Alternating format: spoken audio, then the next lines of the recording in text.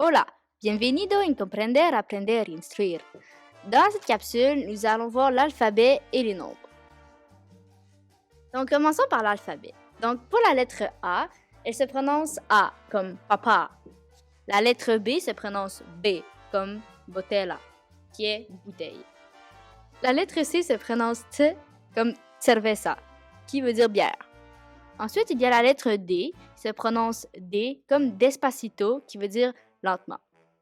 Ensuite, il y a la lettre E qui se prononce E comme bébé. Puis la lettre F qui se prononce comme F comme favor.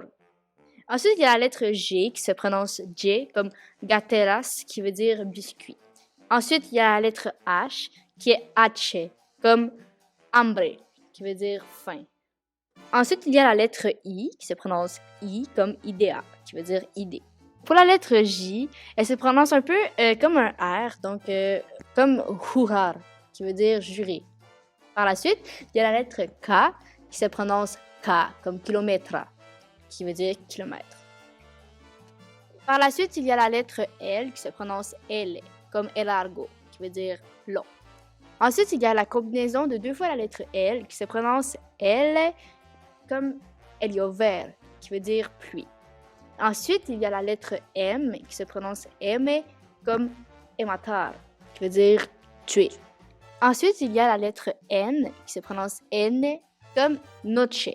Ensuite, il y a la lettre N avec un accent qui se prononce Ñ comme España, qui veut dire Espagne. Ensuite, il y a la lettre O qui se prononce O comme otra, qui veut dire autre. Puis, il y a la lettre P qui se prononce P comme perro, qui veut dire chien. Ensuite, il y a la lettre Q qui se prononce Q comme quedar, qui veut dire rester. Ensuite, il y a la lettre R qui se prononce R comme rapido, qui veut dire rapide. Ensuite, il y a la lettre S qui se prononce S comme sombrero, qui veut dire chapeau. Ensuite, la lettre T qui se prononce T comme telefono, qui veut dire téléphoner.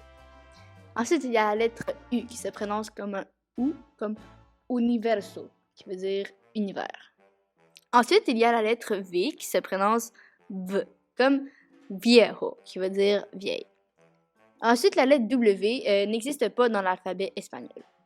Ensuite, il y a la lettre X qui se prononce X, comme xylofono, qui veut dire xylophone. Ensuite, il y a la lettre Y qui se prononce Y, comme yega, qui veut dire cheval.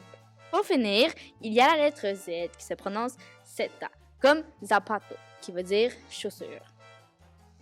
Par la suite, nous allons voir les voyelles et les consonnes. Donc, pour les voyelles, il y a le A, le I, le O et le Y.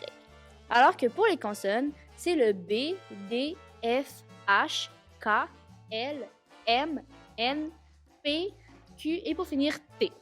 Passons maintenant aux chiffres et aux nombres. Donc, pour tous les nombres en espagnol, ils ont toujours la même terminaison. C'est pourquoi il est vraiment important d'apprendre les 10 premiers chiffres. Donc, il y a le 0 qui se prononce 0, le 1 qui est uno, 2 qui est dos, 3 qui est tres, 4 qui est cuatro, 5 qui est cinco, 6 qui est seis, 7 qui est siete, 8 qui est ocho et 9 qui est nueve. Passons maintenant à la première dizaine. Donc, il y a seulement deux exceptions, qui est le 10 et le 20, qui se disent diez et veinte, au lieu de se terminer en ta, comme 30 ou 40. Pour la première dizaine, c'est diez, 11 et 11, 12, 12, 13, 13, 14, 14, 15, 15, 16 qui est 16, 17 qui est 17, 18 qui est 18 et 19 qui est 19. Pour toutes les autres dizaines, ils ont toutes les mêmes terminaisons. Les deux seules exceptions sont le 10 et le 20. Donc pour le 30, ça serait 30, 31, 31, 32, 32 et ainsi de suite jusqu'à 39. Pour 40, ça serait 41, 42, ainsi de suite encore une fois. Pour 60, ça serait 60, 70, 70, 80, 80, 90, 90 et 100, 100. Passons maintenant aux centaines. Donc, comme j'ai dit plus tôt, 100 est 100.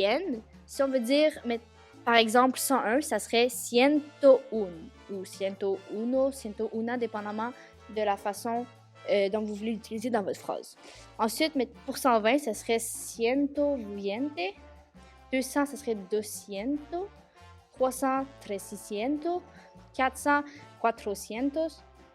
1000, 1000. 3000, 3000. 10 000, 10 000.